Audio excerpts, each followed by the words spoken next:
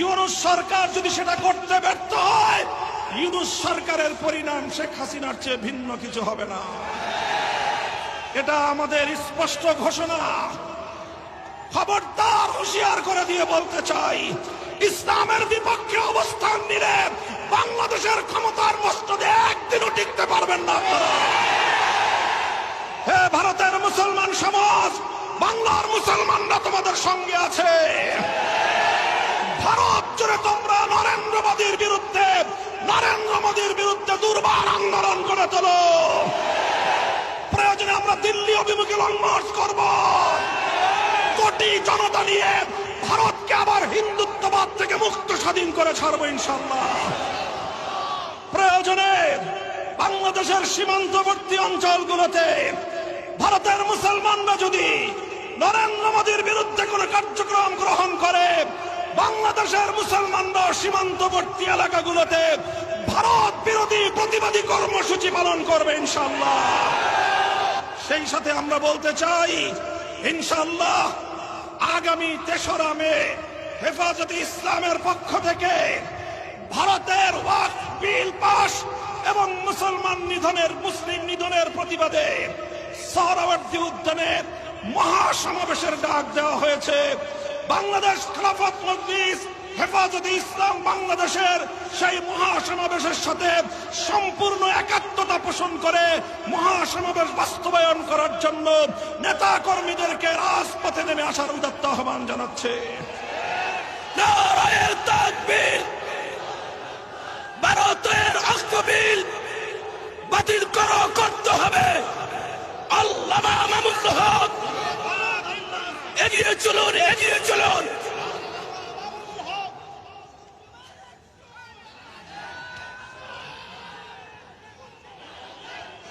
আসসালামু আলাইকুম ওয়া রাহমাতুল্লাহ। বাংলাদেশ খেলাফত মজলিসের উদ্যোগে আয়োজিত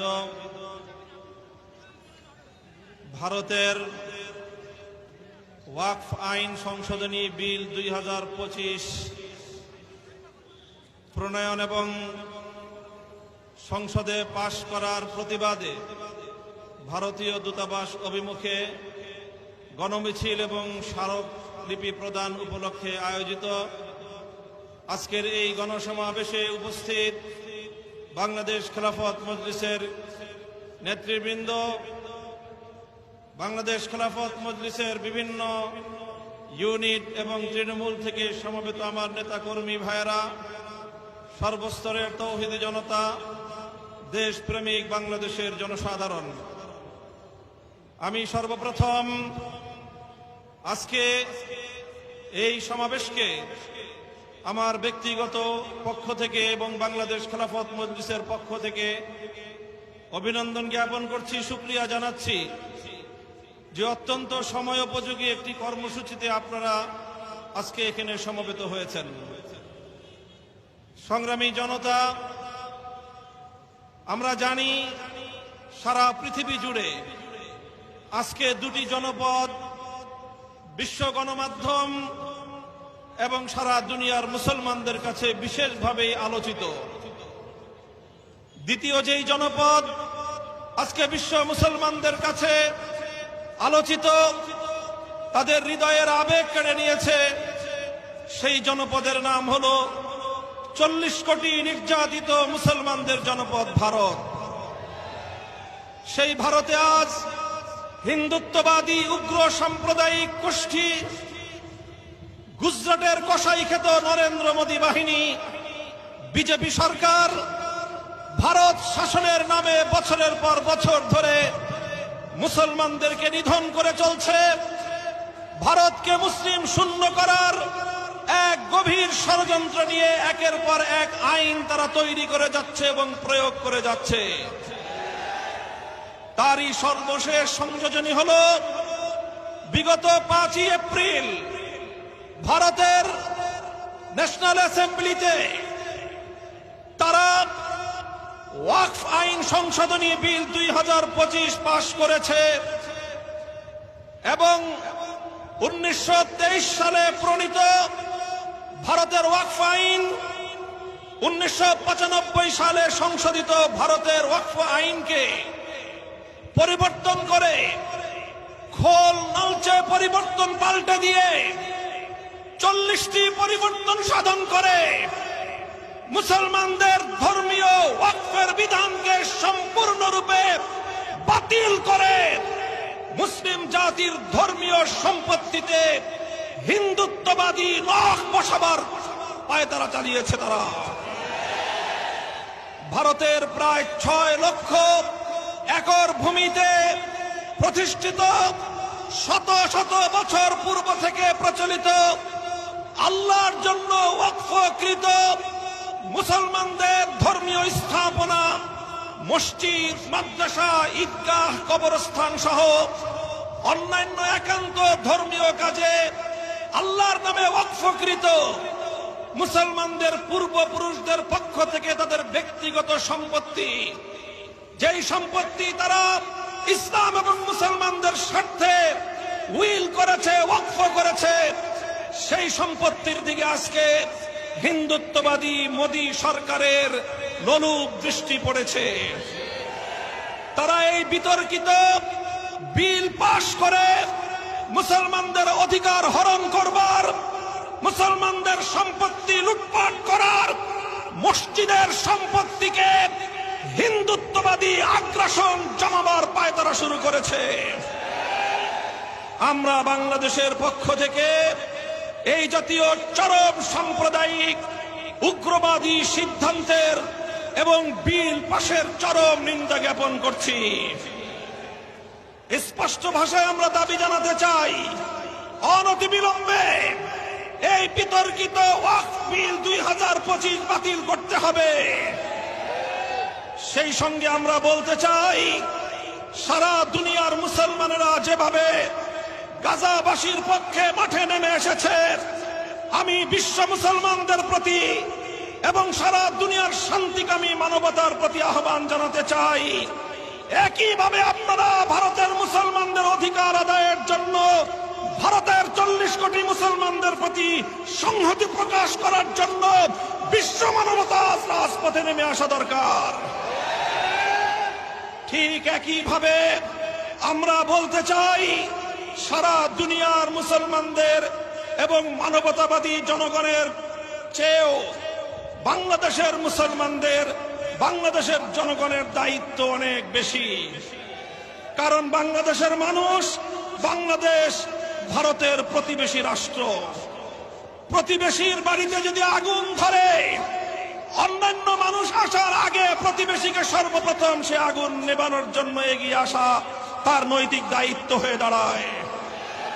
তাই আজ বাংলাদেশের জাতীয় মসজিদ বাইতুল মুকাররমের প্রাঙ্গণ থেকে 18 কোটি জনতার পক্ষ থেকে ভারতের 40 কোটি মুসলমানের প্রতি আমরা পয়গাম পাঠিয়ে দিতে চাই, উগ্র হিন্দুত্ববাদী নরেন্দ্র মোদীর বিরুদ্ধে আন্দোলন সংগ্রামে তোমরা একা নও।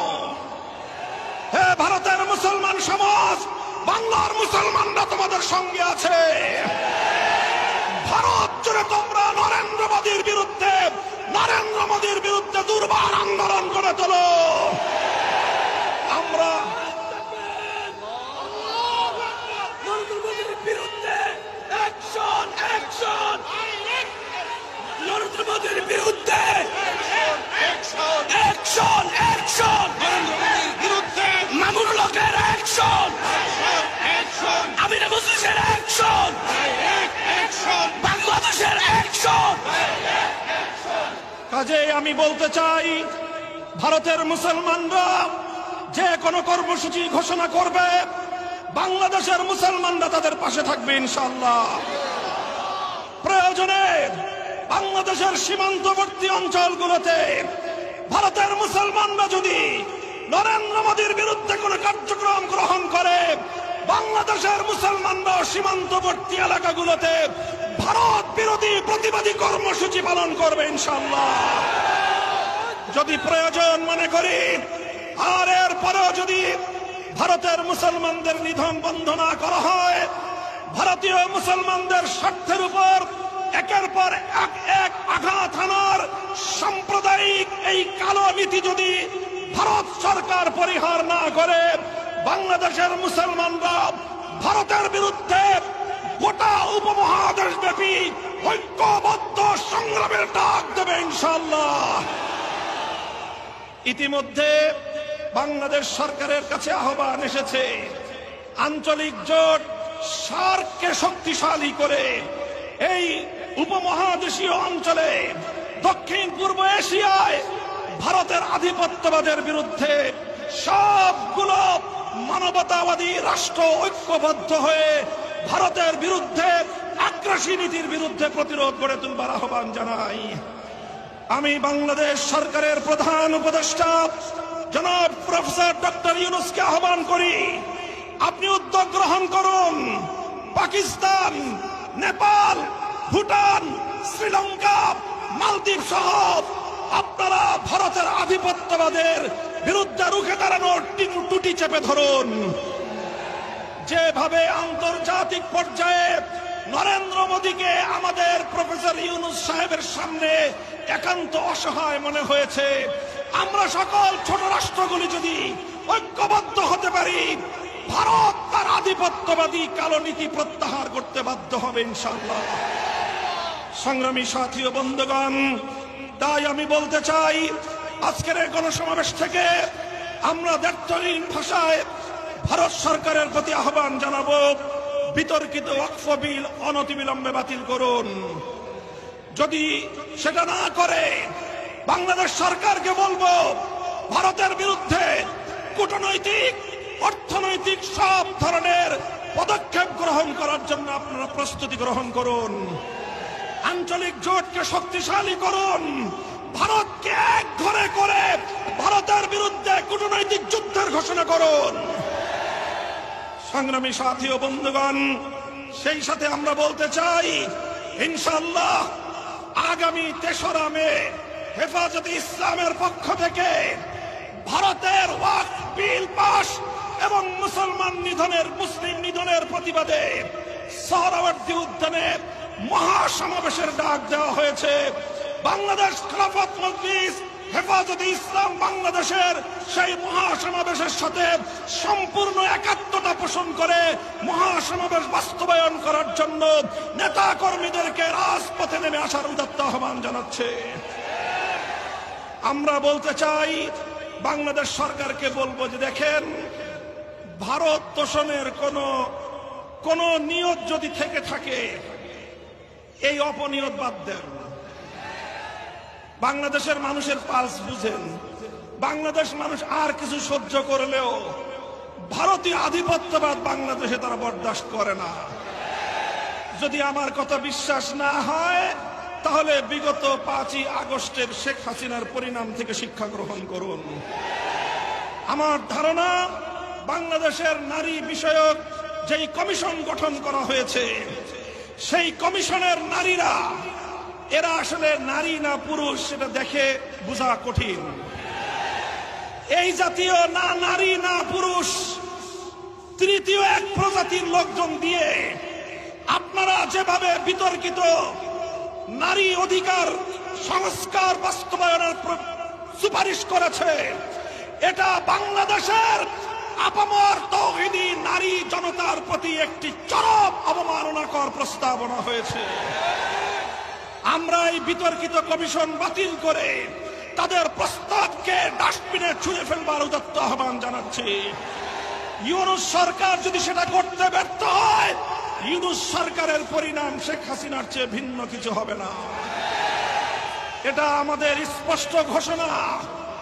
কোরআনের আইনের প্রতি স্পষ্ট কটাক্ষ করে আল্লাহর আইনের প্রতি খবরদার হুঁশিয়ার করে দিয়ে বলতে চাই, ইসলামের বিপক্ষে অবস্থান নিলে বাংলাদেশের ক্ষমতার মস্তদে একদিনও টিকতে পারবেন না আপনারা। ভারতের দালালি করতে চাইলে, ভারতের ইসলাম বিরোধী এজেন্ডা বাংলাদেশে বাস্তবায়ন করতে চাইলে শেখ হাসিনার সঙ্গে যান। বাংলাদেশের রাজনৈতিক দলগুলো, বাংলাদেশের কোন মানুষ সেটা বরদাস্ত করবে না। কাজেই সর্বশেষ আমি আজকের এই গণমিছিলে অংশগ্রহণ করে ভারতের মুসলমানদের প্রতি সংহতি প্রকাশ, ভারতের মুসলিম নিধনের বিরুদ্ধে বিশ্ব মুসলিমকে জাগ্রত করবার এই আওয়াজকে শক্তিশালী